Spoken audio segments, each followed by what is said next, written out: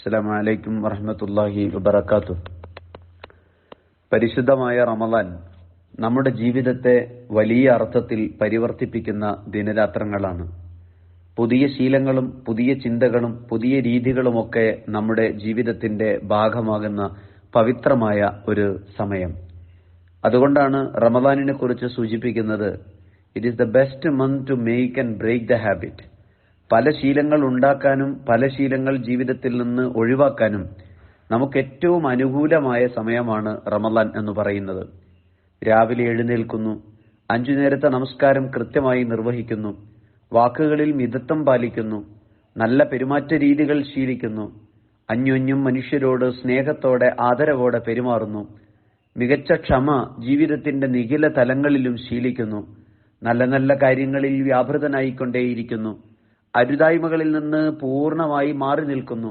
ഇങ്ങനെ എത്രയെത്ര മാറ്റങ്ങളാണ് ഈ ദിവസങ്ങൾ വളരെ പെട്ടെന്ന് നമ്മളിൽ കൊണ്ടുവന്നുകൊണ്ടിരിക്കുന്നത്. അടുത്ത 27 ദിവസങ്ങളും ഇതേ രീതിയിൽ ജീവിതത്തെ ക്രമീകരിക്കുമ്പോൾ നമ്മളിൽ ഉണ്ടാകുന്ന വലിയ മാറ്റം നമുക്ക് പോലും സങ്കല്പിക്കാൻ കഴിയാത്തതാണ്. മനഃശാസ്ത്രപരമായി പോലും 21 തുടർച്ചയായ ദിവസങ്ങൾ, 40-ലധികം വരുന്ന ആവർത്തിച്ച് ചെയ്യുന്ന പ്രവൃത്തികൾ, തുടർച്ചയായൊരു മനുഷ്യൻ നൈരന്തര്യത്തോടെ കാണുന്ന ചിന്തകൾ, അതെല്ലാം അവന്റെ ജീവിതത്തിൽ സമൂലമായ മാറ്റത്തിന് വഴിയൊരുക്കുമെന്ന് നമുക്കറിയാവുന്നതാണല്ലോ. പരിശുദ്ധ റമദാൻ ഇതിനെല്ലാമുള്ള അവസരം സൃഷ്ടിക്കുകയാണ്.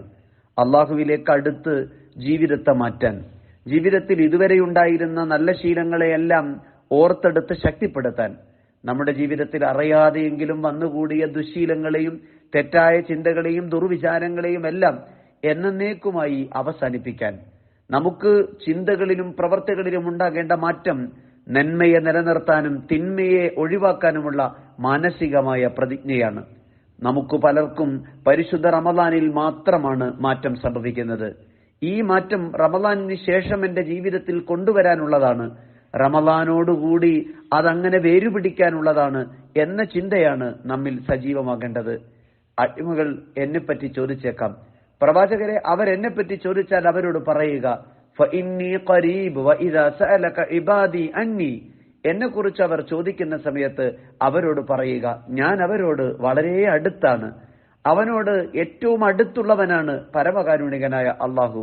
എന്റെ വിഷമങ്ങൾ തുറന്നു പറയാൻ, സങ്കടങ്ങൾ പങ്കുവെക്കാൻ, ആദികളും വ്യാധികളും തുറന്ന് അള്ളാഹുവിനോട് ചോദിക്കാനും പറയാനും ഞാനുമായി ഏറ്റവും അടുത്തു നിൽക്കുന്ന എന്റെ ശക്തിയാണ് പടച്ച തമ്പുരാൻ എന്ന് പ്രവാചകരെ നിങ്ങൾ അവരോട് പറഞ്ഞു കൊടുക്കുക.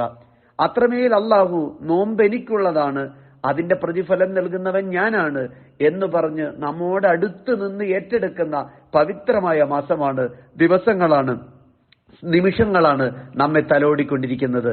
പ്രിയപ്പെട്ടവരെ, അവനിലേക്ക് അടുക്കാൻ, അടുത്ത് ജീവിതത്തിൽ മാറ്റമുണ്ടാക്കാൻ, നന്മകൾ കൊണ്ട് പുതിയ ശീലങ്ങൾക്ക് ചിട്ടയോടുകൂടി ജീവിതത്തെ ക്രമീകരിക്കാൻ, അങ്ങനെ അരുതായ്മകളിൽ നിന്നകന്ന് നന്മകളിലൂടെ ഈ വസന്തത്തെ അനുഭവിക്കാൻ മനസ്സുകൊണ്ട് പ്രതിജ്ഞയെടുക്കുകയും നല്ല ശീലങ്ങൾ ഉണ്ടാക്കാൻ, ഉള്ള നല്ല ശീലങ്ങളെ എന്നെന്നും നിലനിർത്താൻ മനസ്സുകൊണ്ട് ആഗ്രഹിക്കുകയും ചെയ്യുന്ന മാറ്റത്തിൻ്റെതാവട്ടെ നമ്മുടെ റമദാൻ എന്ന് പറയുന്നത്.